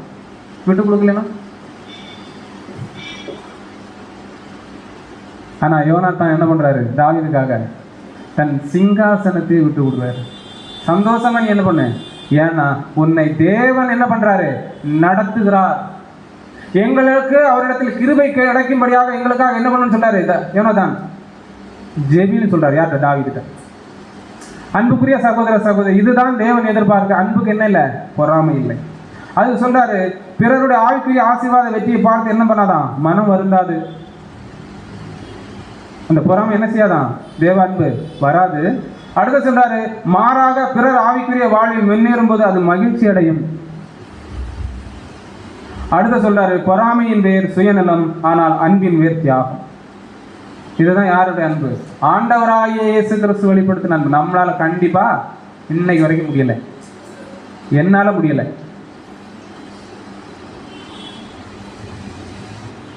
அதுதான் யாக்கோபு 3ஆம் அதிகாரம் 16ஆம் வசனம் ERV-ல போட்டிருக்கேன். வசனம் என்ன சொல்லுதுன்னா, அன்புக்குரிய சகோதர சகோதரே, எங்கே பொறாமையும் சுயநலம் உள்ளதோ அங்கே குழப்பமும் எல்லா வகை பாவங்களும் இருக்கும். எங்கே பொறாமை இருக்கிறதோ அங்கே சுயநலம் உள்ளதோ அங்கே குழப்பமும் எல்லா வகையான பாவமும் இருக்கும். இதை நம்ம என்ன பண்ணணும், இருந்தா சடிதியிலே எடுத்து புறம்பே போட்டணும். அன்புக்குரிய சகோதர சகோதரி, அது கண்டிப்பாக ஒருத்தர் ரெண்டு பேரால் என்ன பண்ண முடியாது. ஒரு சபையாக ஒற்றுமையாக ஒத்துழைப்பாக இல்லைன்னா நம்மளால் தேவ சமூகத்தில் யாராலையும் கூட இங்கே என்ன பண்ணா, தேவன் எதிர்பார்க்கிறதான ஒரு வாழ்க்கையை கண்டிப்பாக வாழவே இல்லை. அடுத்து பார்க்குறோம், தன்னை புகழாது. அன்பு என்ன பண்ணாது, தன்னை புகழாது. அதுக்கு பிரதர் எப்படி கொடுக்குறாரு பாருங்க. எவ்வளோ உண்மையிலே சொல்கிறேன், யார் 7ஆம் கால தூதனை ஏற்றுக்கொண்டிருக்காங்களோ ஏற்றுக்கொள்ளாதான் நமக்கு தெரியாது. ஆனால் இந்த சதாம கால இந்த வெளிச்சம் இல்லாமல் நாம் எதில் தவறுறோம், எதில் நம்ம கரெக்டாக இருக்கிறோம் நம்மளால் கணிக்கவே முடியாது. அப்படி கொடுத்துருக்கிறார் 1 கொரிந்தியர் 11ஆம் அதிகாரத்துக்கு அந்த சகோதர விளக்கம். இங்கே என்ன கொடுக்குறான்னா, தன்னை புகழ்ந்து பேசாது, பிறரை தாழ்வாக நினைத்து தன்னை உயர்த்த நினைக்காது. அடுத்து என்ன கொடுக்குறான், அன்பு தாழ்மையை வளர்க்கிறது, பெருமைப்பட்டு தன்னை முன்னிறுத்துவதை என்ன பண்ணுதான், தவிர்க்கு. அப்ப இந்த விஷயங்கள்லாம் நமக்குள்ள ஒருவேளை இல்லைன்னு நினைச்சு பாருங்க. இருந்தா சந்தோஷம், தேவனுக்கு நன்றி, அவ்வளவுதான். ஒருவேளை இல்லைன்னா. அடுத்து 3வது சொல்றாரு, பிறரை விமர்சிக்கும் குற்றச்சாட்டும் மனப்பான்மை அன்பில் என்ன இல்லை, அது செய்யாது. இதைதான் நம்ம பார்க்கிறோம். பரிசேயனுடைய ஜெபத்துல பார்க்கிறோம். பரிசேயன் ஜெபம் எப்படி பண்ணாரு, தன்னை நீதிமான் மாதிரியும் ஆயக்காரனே பாவி மாதிரி அவரே அவருடைய ஜெபத்தில் என்ன பண்றாரு. இந்த ஜெபம் கேட்கப்படுமா?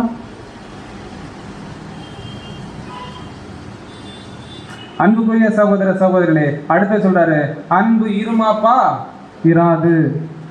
ஒரு ஆள் ஒரு விஷயத்த சொன்னா அது என்ன பண்ணும்? ஏத்துக்கும். எப்படி ஏத்துக்கும்? சத்தியத்தின்படி இருந்தா ஏத்துக்கணும். சத்தியத்தின்படி இல்லையா அதை நம்ம ஏத்துக்க வேண்டிய அவசியமே கிடையாது. ஆண்டவராக இயேசு கிறிஸ்து யார்கிட்ட போய் சத்தியம் பேசுறாரு? சதிசேயர் பரிசேயர்கிட்ட. ஏத்துக்கிட்டாங்களா?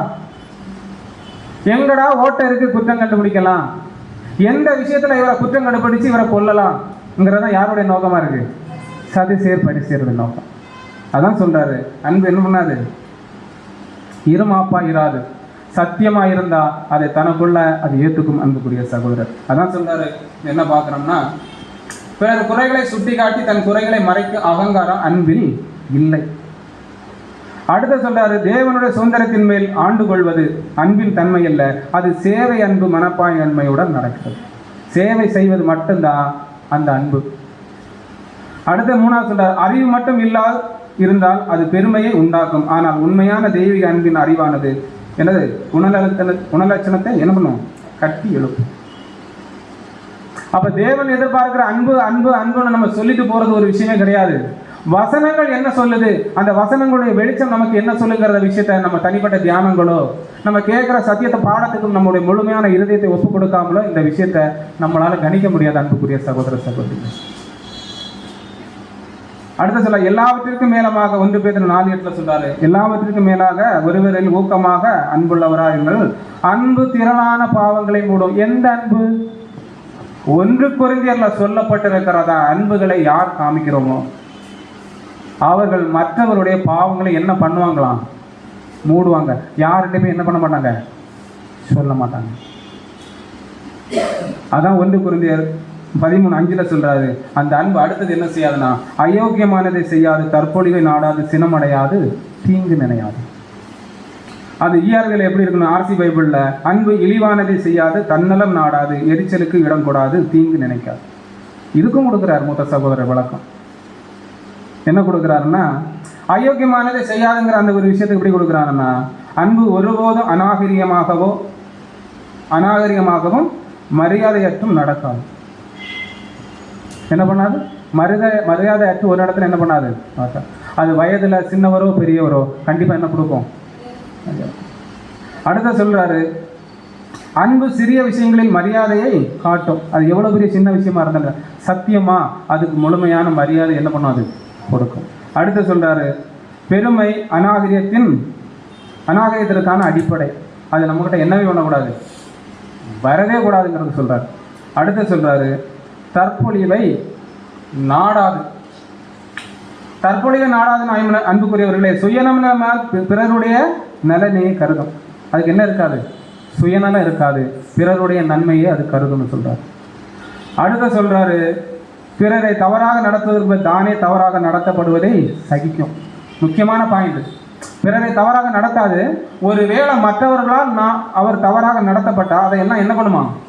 சகிக்குமா. அடுத்து சொல்றாரு, பிறர் ஆசீர்வதிக்கப்படுவதை பார்த்து பொறாமை கொள்ளாமல் பிறருக்கு மேலும் ஆசீர்வாதம் வர விரும்பும். 1 கொரிந்தியர் 12ஆம் அதிகாரத்தில் வசனங்களை நம்ம இந்த கோணத்தில் போய் நம்ம பார்க்கலாம் அன்புக்குரிய சகோதர சகோதரி. ஏதோ நம்ம வாரோம், ஏதோ போறோம், இதல்ல தேவன் நம்முடைய அழைப்பு இடத்துல கூட்டி சேர்க்கப்பட்டு தெரிந்து கொள்ளப்பட்டதனுடைய நோக்கம். இங்க இருந்து நம்மை நாமே ஒவ்வொரு நாளும் சீர்தூக்கி பார்த்து நம்மகிட்ட என்ன குறை இருக்கு, நம்மகிட்ட என்ன குற்றம் இருக்கு, நம்மகிட்ட என்ன சீர்திருத்தம் செய்யுங்கிற விஷயத்த நமக்கு ஆழப்பூர்வமா என்ன பண்ணுதுன்னா 1 கொரிந்தியர் வசனங்களும் வசனத்துக்கான வெளிச்சங்களும் நமக்கு என்ன பண்ணுதுன்னா வெளிப்படுத்துது அன்புக்குரிய சகோதர சார். அடுத்த சொல்றாரு, அன்பு சினமடையாது. அதான் கொடுக்குறாரு. என்ன பார்க்குறோன்னா, சீக்கிரம் கோபம் அடையாது, எரிச்சல் இருக்காது, பிறர் குறைகளை இரக்கத்தோடு பார்க்கும், ஆனால் நீதிக்காக எழும் கோபம் அன்போடு என்ன முரண்படாது. அது வேற, இது வேற. அடுத்தது தீங்கு நினையாது. அதே வசனத்துல 1 கொரிந்தியர் 13:5 தீங்கு நினையாது, தீமையை மனதில் வைத்துக் கொள்ளாது, பழி வாங்க நினைக்காது. என்ன பண்ணாதான்? உண்மையிலே இதை படிக்கும்போது எனக்கு குத்துச்சு, அதில் எந்த மாற்று கருத்தும் இல்லை. வசனம் தெளிவாக சொல்லுது, தீமையை மனதில் வைத்துக் கொள்ளாது, பழி வாங்க நினைக்காது. பழி வாங்க நான் நினைச்சா அது என்ன அடிச்சோம். ஏன்னா பழி வாங்குதல் யாருக்குரியது? எனக்குரியது. நானே பதில் செய்வேன்னு தேவன் என்ன பண்றாரு? வசனம் சொல்றாரு.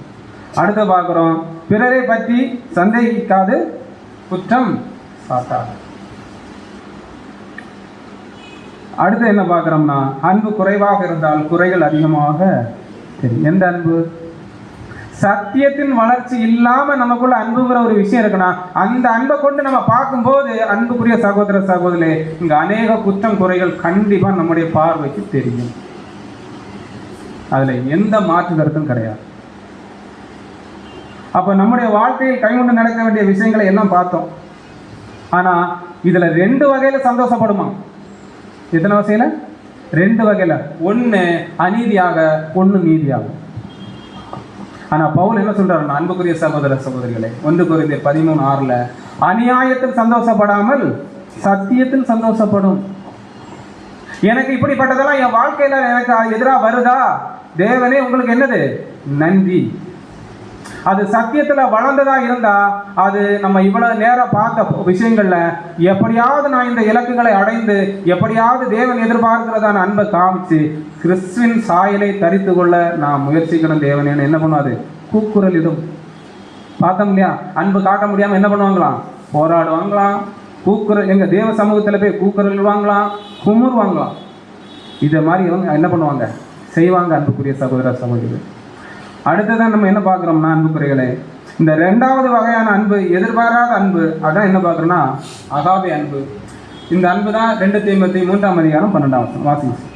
2 தீமோத்தேயு 3:12 அன்றியும் கிறிஸ்து இயேசுக்குள் தெய்வ பக்தியாய் நடக்க மனதாய் இருக்கிற யாவரும் துன்பப்படுவார்கள். அப்படின்னா இந்த வாழ்க்கையில நமக்கான சந்தோஷமும் எது மட்டும்தான்? எது மட்டும்தான்? சத்தியத்துல நம்ம வளராம, அன்புக்குரிய சகோதர சகோதரி, நம்மை சுத்தி நடக்கிற சின்ன சின்ன விஷயங்களை நம்மளால என்ன பண்ண முடியாது? அதை சாந்தமா ஏற்றுக்கொண்டு அடுத்த கட்டத்துக்குள்ள நம்மளால ஓடவே முடியாது. அது நம்மளை ஓட விடாது. சத்திய வளர்ச்சி இல்லாம, சத்தியத்தின் அடிப்படையில் நாம் தேவனுடைய வாழ்க்கையில நாம் வாழாம அடுத்த கட்டத்துக்குள்ளாக என்ன அதை கொண்டு போகாது. அடுத்த சோதனைக்கு என்ன அதை கொண்டு போகாது. ஏன்னா நான் முதல் சோதனையில என்ன பண்ணல? ஜெயம் கொள்ளல. அதான் அடுத்து பார்க்குறோம். அன்புக்குரிய சகோதர சகோதரிகளே, இதை ஸ்கிப் பண்ணிடுறேன். அடுத்து என்ன சொல்றாருன்னா, அந்த வசனத்துக்கு நம்ம பார்த்தது, உண்மையான அன்பு சிருஷ்டித்து காட்டும் போலி அல்ல, அது உண்மையில் சத்தியத்துக்காகவும் நேர்மையாகவும் இருக்கிறது. எதுக்காக இருக்கிறது? சத்தியமாகவும் நேர்மையாகவும் இருக்கிறது. எங்கெங்கும் அநியாயம், பாவம், தீமை நடந்தாலும் அன்பு அதை துக்கமாகவே காண்கிறது. இந்த அன்பு தான் யார் எதிர்பார்க்குற அன்பு? சபையில் ஒரு சங்கடமான ஒரு சூழல் வருதா, எந்த அன்புகள் ஏக்கத்தோட தேவ சமூகத்தில் போய் தேவனேன்னு சொல்லி கண்ணீர் விடுதோ, அந்த அன்பு தான் சத்தியத்திலே சந்தோஷப்படக்கூடிய அன்பு. அன்புக்குரிய சகோதர சகோதரி, அது கண்டிப்பாக என்ன பண்ணும்? தேவ சமூகத்தில் போய் கண்ணீர் விடும். அடுத்து என்ன சொல்றாருன்னா, இதில் ஒருபோதும் மகிழ்ச்சி அடையாது. சோதனையில் விழுந்தவர்களை, துன்மார்க்கத்தால் பிணைக்கப்பட்டவர்களை பார்த்தால் கிண்டல் அடிப்பதில்லை, மாறாக இரக்கம் கொண்டு துக்கப்படுகிறது. மற்றவருடைய அறியாமையோ, அவங்க நல்ல விஷயத்தை செய்யலங்கிறதுக்காக அவங்களை என்ன பண்ணக்கூடாதான்? கிண்டல் அடிக்கக்கூடாது. அப்படி கிண்டல் அடித்தோம்னா யாரை கிண்டல் அடிக்கிற மாதிரி? அன்புக்குரிய சகோதரர் அடுத்து சொல்றாரு, அன்பு எதிரிகளின் துன்பங்களின் கூட மகிழ்ச்சி அடையாது. அப்ப தேவனுடைய பிள்ளைகள் அடையலாமா? தேவன் தான் உனக்கு என்ன பண்ணியிருக்கிறாரு? ஒருத்தர் கஷ்டம் வந்துட்டா தந்திருக்கார். வசனம் இருக்கு, மற்றவன் துக்கப்படும்போது நீ என்ன பண்ணாத? சந்தோஷப்படாத. நீ ஒருவேளை அந்த சந்தோஷத்துல நீடித்திருந்தேன்னா தேவனுடைய இரக்கம் உன்னை விட்டு அவனிடத்தில் மாறும். நீதிமொழிகள் வசனம் இருக்கு.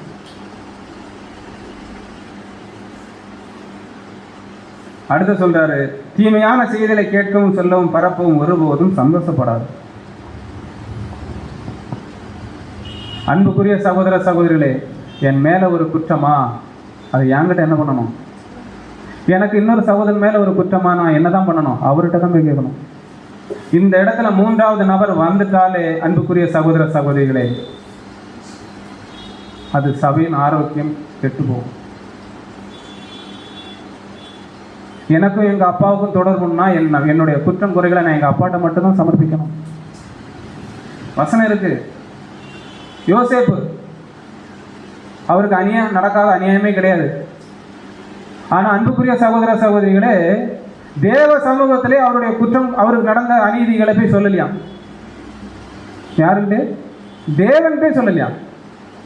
போத்தி பார்த்த சொல்லலை, பானபாத்திரக்காரன் சொல்லலை, எகிப்தின் ராஜாவுக்கிட்ட சொல்லலை. ஆனால் யார் உணர்ந்திருக்கிறா? தேவன் உணர்ந்திருக்கிறார். ஆனால் அதுக்கான அதிகாரம் எல்லாம் இருந்தா இல்லையா? யோசேப்புக்கு இருந்தது. ஆனால் எங்கேயுமே வெளிப்படுத்தலை. ஏன்னா அவருக்கு தேவையில்லை. அவர் நம்புறது விசுவாசம். தேவன் எங்க அப்பா ஆபிரகாமுக்கு சொல்லப்பட்ட வாக்குத்தத்தம் நிறைவேறும். நான் இந்த தேசத்திலிருந்து என்ன பண்ணுவேன்? வெளியே போவேன். ஆனா மரித்து போறாரு. மரித்து போகும் தருணாயில கூட என்ன சொல்றாரு? என் எலும்புல என்ன பண்ணிருங்க, கொண்டு போற. கண்டிப்பா தேவன் உங்களை இங்க இருந்து என்ன பண்ணுவாரு? அழைத்து போவார். அதான் அடுத்த சொல்றார், எல்லாவற்றிலும் உண்மையை விரும்புகிறது. எது? தேவன் எதிர்பார்க்கிறதான அன்பு. அதிலும் முக்கியமாக தேவனுடைய வெளிப்பாட்டின் சத்தியத்தின் மகிழ்ச்சி. நல்ல கவனிங்க. நம்ம பார்க்கறோடைய கண்டென்ட் என்னதானா? சத்தியம் சத்தியம் சத்தியம். சத்தியம் உள்ள போகாம நம்ம எந்த அன்பு காட்டினாலும் அந்த அன்பு அன்பே கிடையாது. அது தேவன் ஏற்றுக்கொள்ளவும் மாட்டார். அடுத்து சொல்றாரு, நேர்மையான நீதியான செயல்களின் மகிழ்ச்சி அடைகிறது. அடுத்து சொல்றாரு, சத்தியத்திற்காக வரும் இழப்பையும் துன்பத்தையும் துரோகத்தையும் துன்புறுத்தலையும் கூட பார்த்து கொள்வதில் மகிழ்ச்சி அடைகிறது. எது? சத்தியத்தில் சந்தோஷப்படுறது. அடுத்து தேவனுடைய சத்தியத்தில் கனியாய் பரிசுத்தம் வளர்வதை பார்த்து மகிழ்ச்சி அடைகிறது. ஒருவேளை நல்லது செய்யறேன்னா, தேவனே அப்பா இன்னைக்கு இந்த ஒரு நன்மை செய்யறதுக்கு எனக்கு வாய்ப்பு தந்தமைக்காக உங்களுக்கு என்னது? நன்றி. இந்த கோணத்துல போய் பார்த்தாதான் அன்புக்குரிய சகோதர. அடுத்த வசனம் 1 கொரிந்தியர் 11ஆம் அதிகாரத்துல மொத்தம் எத்தனை வசனம்? மொத்தம் எத்தனை வசனம்? 13 வசனம். 13 வசனத்துல சென்ற வசனம் எந்த வசனம்?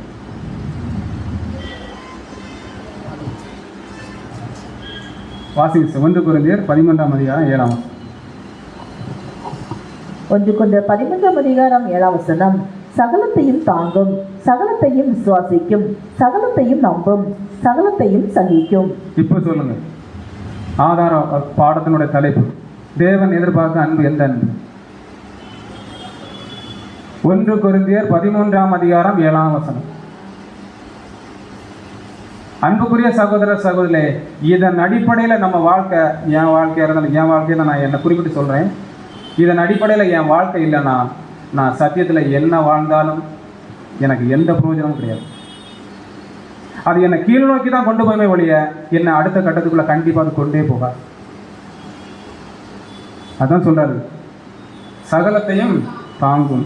தேவனுக்காக நிந்தனை, பழிச்சொல், இழப்புகள், தவறான குற்றச்சாட்டுகள், மரணத்தை கூட தாங்க தயாராக இருக்கும். ஏன்? கிறிஸ்து எனக்கு ஜீவன், சாவு எனக்கு ஆதாயம். அது என்ன எங்க கொண்டு போகும்? கிறிஸ்துவிட்ட கொண்டு போகும். அதனால அது சகிக்கும், தாங்கும். அடுத்து சொல்றாரு, எல்லா துன்பங்களிலும் அறியாமல் நொறுங்காமல் என்ன செய்யுமா? நிற்கும். ஏன்னா அதுக்கு பலமா இருக்கிறது எது? சத்தியம். அந்த சத்தியம் கூட இருக்கிறதுனால அதை நம்மளால நொறுக்கவே முடியாது. அந்த அன்பு பலத்து தேவ சமூகத்துல நங்குரம் போல பாய்ச்சி நிற்கும். அடுத்து சொல்றாரு, அன்பு ஒரு ஆன்மீக சால்வை போல் பிறரின் பலவீனங்களை மூடுகிறது. மனிதன் பரிபூர்ண அல்ல என்பதால் குறைகளை மன்னித்து தாங்குகிறது. அதான் முதல்ல ஆரம்பத்திலே பார்த்தோம். தேவன் ஆதாமுக்குள்ளேருந்து வெளியே கொண்டு வந்துட்டாரு. ஆனால் புது சிஷ்யை எங்கே வச்சிருக்கிறாருன்னா பழைய சரீரத்தில் வச்சிருக்கிறாரு. இப்போ பழைய சரீரத்தை கொல்லக்கூடிய வேலை தான் யாருடைய வேலைனா? என்னுடைய வேலை. மற்றவங்களை பார்க்கக்கூடிய வேலை என் வேலை. என்கிட்ட என்ன குறை இருக்குது, என்கிட்ட என்ன குற்றம் இருக்குது, இதை கொல்றது தான் என்னுடைய வேலை. இதுக்கு தான் தேவன் புது சிஷ்யை எனக்கு தந்துட்டார். முதலாவது அழைப்பு எனக்கு. இப்படி நம்ம ஒவ்வொருவரும் நினைச்சோம்னா அன்புக்குரிய சகோதர சகோதரிகளே எந்த பிரச்சனையும் இருக்காது. அதான் அடுத்து சொல்றாரு, எல்லா துன்பங்களையும் அழியாமல் நொறுங்காமல் நிற்கும். சரி, அடுத்து என்ன பார்த்தா, அன்பு ஒரு ஆன்மீக சால்வை போல் பிறரின் பலவங்களை மூடணும். மூடனாதான் அந்த அன்பு தேவன் எதிர்பார்க்கிறதான அன்பு. அதுதான் தேவன் சொல்ல சகலத்தையும் தாங்கும். அடுத்து சகலத்தையும் விசுவாசிக்கும்.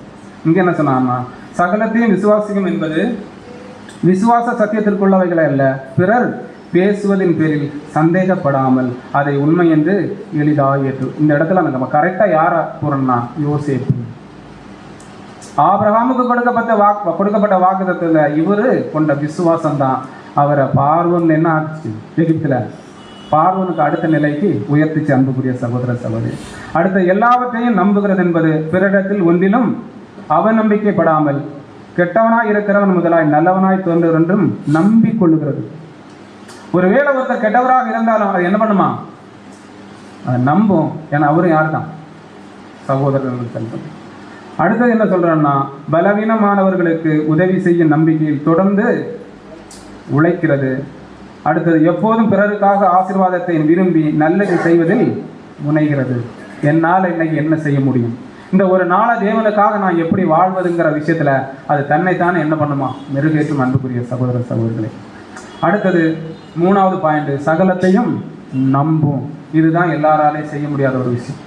இங்கேயும் என்ன கொடுக்குறாருன்னா, அன்புக்குரிய சகோதரர்களே, பாசாங்கு, பொய், வஞ்சகம் போன்றவற்றை நம்பாமல் உண்மையானவற்றை மட்டுமே அது என்ன பண்ணுமா, நம்பும். மற்ற விஷயங்களை நம்புறா எழுதில்லை, சத்தியத்தில் நான் வளரல. பாசாங்க நம்பக்கூடிய வேலை என் வேலை இல்லை, சகோதரர்களை நம்பக்கூடியதான் என்னுடைய வேலை. அடுத்து பார்க்குறோம், ஒரு சந்தேக மனநிலையுடன் வாழ்வதை விட தவறாக நம்முடைய பார்வைக்கு காணப்பட்டாலும் நல்ல எண்ணம் கொண்டவராக இருப்பது. அப்போ நல்ல எண்ணம் கொண்டவராக இருப்பது தான் நமக்கு மேலானது. அதை தான் நம்ம என்ன செய்யணும்னா பின்பற்றணும் பார்க்குறோம். அடுத்து, மற்றவர்களின் நல்ல நோக்கங்களை நம்பி ஏற்றுக்கொள்வது, உறுதியான ஆதாரம் இல்லாமல் யாரையும் குற்றம் இல்லாமல் இருப்பது. அப்போ அன்புக்குரிய சகோதரர், சகலத்தையும் தாங்கும், சகலத்தையும் நம்பும், சகலத்தையும் விசுவாசிக்கும், சகலத்தையும் தாங்கும். சகலத்தையும் நம்புங்கிற விஷயம் லேஸ்பட்ட விஷயம்லாம் கிடையாது. மாம்சத்தில் இருக்கிறதுனால அவ்வளோ சர்வசாதாரணம் யாரையும் நம்பவும் செய்யாது, யாரையும் செய்கிற விஷயங்களை சகி. ஆனால் இதுக்கெல்லாம் நம்ம கண்டிப்பாக என்ன பண்ணி ஆகணும், நம்மளை ஆட்கொண்டு ஆகணும். அப்படி ஆட்கொண்டு இல்லாமல் நம்மளால் முடியாது. அப்போ அடுத்து என்ன பார்க்கணும்னா, அன்புக்குரியவர்களே, சகலத்தையும் சகிக்கும், பிறரின் அநியாயங்களையும் அவர்களின் பலவீனங்களையும் அறியாமையும் இயற்கையின் குறைபாடாக கருதி சகித்துக் கொள்கிறது. அதான் முதலே பார்த்தேன், திரும்பவும் அதே தான் சொல்கிறேன். பழைய மனுஷனாக இருக்கிறோம், ஒவ்வொருத்தரும் பழைய மனுஷனாக இருக்கிறோம். குற்றங்கள் இருக்கும், குறைகள் இருக்கும், அதெல்லாம் என்ன செய்யணுமா, சகிக்கணும். எல்லா எதிர்ப்புகளுக்கும் நடுவே பொறுமையோடு சகித்துக் கொள்வது.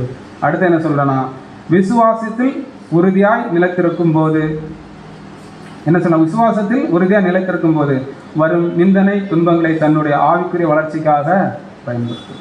அப்போ நமக்கு நிந்தனைகள், துன்பங்கள், பாடுகள், கஷ்டங்கள் வருதுன்னா இருக்கு அவரவர் ஆவிக்குரிய வாழ்க்கையில வளர்றதுக்கு.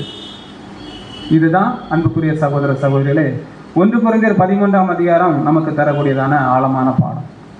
அப்போ நம்ம சகலத்தையும் தாங்கி, சகலத்தையும் விசுவாசித்து, சகலத்தையும் நம்பி, சகலத்தையும் தாங்கணும்னா சத்தியம் என்னும் வாழ்க்கை வாழாம நம்மளால இதை சுலபமாக ஏற்றுக்கொள்ள முடியாது, சுலபமாக கடந்து கொள்ள போக முடியாது. இந்த கோணத்தில் போய் நம்ம பார்த்தாதான் 1 கொரிந்தியர் 4ஆம் அதிகாரம் 7 மற்றும் 8 வசனம் வாசிச்சு. 1 பேதுரு 4ஆம் அதிகாரம் 7 முதல், எல்லாவற்றுக்கும் முடிவு சமீபமாயிற்று, ஆகையால் தெளிந்த புத்தியுள்ளவர்களாய் இருந்து ஜெபம் பண்ணுவதற்கு ஜாக்கிரதையுள்ளவர்களாய் இருங்கள். எல்லாவற்றுக்கும் மேலாக ஒருவரில் ஒருவர் ஊக்கமான அன்புள்ளவர்களாய் இருங்கள். அன்பு திரளான பாவங்களை மூடும். அப்போ அன்பு திரளான பாவங்களை மூடணும்னா ஒன்று சகிக்கணும், ஒன்று தேவன் மேலே விசுவாசம் வைக்கணும், இது தேவன் தான் அனுமதிச்சிருக்கிறாருன்னு. 3 தாங்கணும், 4வது நம்பணும். அன்புக்குரிய சகோதர சகோதரி, இந்த வாழ்க்கை இல்லாமல் நம்ம என்னதான் பிரயாசப்பட்டாலும், நம்ம என்னதான் முயற்சி பண்ணாலும் கண்டிப்பாக 2வது படிநிலைக்கு அதை நம்ம கொண்டே போகாது. அதான் பார்க்குறோம். 2வது ஒரு விஷயம் நம்ம புரிஞ்சுக்கலாம். அதெல்லாம் இதுதான் நமக்கு முக்கியமான வசனமே இதுதான். மத்தேயு 7ஆம் அதிகாரம் 12ஆம் வசனம். இது என்ன வசனம்? ராஜரீக பிரமாணம். என்ன பிரமாணம்? மற்றவர்கள் உனக்கு என்ன செய்ய வேண்டும் என்று எதிர்பார்க்கிறாயோ அதை நீ முதலில் அவர்களுக்கு செய். நமக்கு மற்றவங்க நீதி செய்யணும் விரும்புவோமா, அநீதி செய்யணும் விரும்புவோமா? நல்லா புரிஞ்சுடுங்க. அப்ப ராஜரீக அன்பின் பிரமாணத்தில் முதல்ல கடைபிடிக்க வேண்டியது எது? நீதியா அன்பா? இங்க எது வரல? அன்பு எதுக்குள்ளாடி இருக்குது? நீதி. எந்த நீதிக்குள்ளாடி இருக்குது? சத்தியம் என்னும் கச்சைக்குள்ள இருக்குது. எப்படி இருக்குது? ஆகாவே அன்பா நிறைஞ்சிருக்குது. அன்புக்குரிய சகோதரர், அதான் சொல்றாரு, நான் சொல்லுகிற இந்த வசனங்களை நீங்கள் கைக்கொள்வீர்களானால் என்னுடைய சிநேகிதர்களாக இருப்பீர்கள். எப்படி? சகோதர அன்புல. எந்த அன்புல? ஆகாபே அன்புல. அன்புக்குரிய சகோதர சகோதரி, இன்னொரு இடத்துல சொல்றாரு, நான் என் பிதாவின் கற்பனைகளை கைகொண்டு அவருடைய அன்பிலே நிலைத்திருக்கிறோம். எந்த அன்பு? ஆகாபே. நீங்கள் என்னுடைய கற்பனைகளை கைகொண்டீர்களானால் என்னுடைய அன்பிலே நிலைத்திருப்பீர்கள். எந்த அன்பு? ஆகாபே அன்பு. ஆனா ஆண்டவராக இயேசு கிறிஸ்து பேப்டிஸ்ட் எடுத்தார் இல்லையா? எடுக்கும்போது யோவான் என்ன சொன்னாரு? ஆண்டவரே, உம்மிடத்திலே நான் ஞானஸ்நானம் எடுக்க இருக்க நீர் என்னிடத்தில் வரலாமா? ஆண்டவர் என்ன சொன்னார்? இல்ல, இப்போது தேவனுடைய அன்பை நிறைவேற்ற வேண்டியது இருக்கு, பின்னாடி பார்க்கலாம்னு சொன்னாரா? வேற எதுவும் சொன்னாரா? என்ன சொன்னாரு? எல்லா நீதியும் நிறைவேற்ற வேண்டியதா இருக்கு, இப்போது என்ன பண்ண? இடம் கொடு.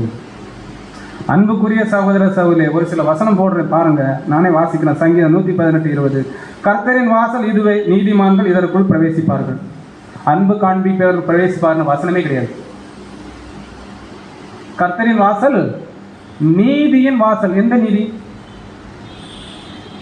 சத்தியத்தை கைகொண்டு 1 கொரிந்தியர் 13:7 வாழ்ற வாழ்க்கைக்கு அந்த வாசல் திறக்கும். அதுவே நீதியான வாசல்.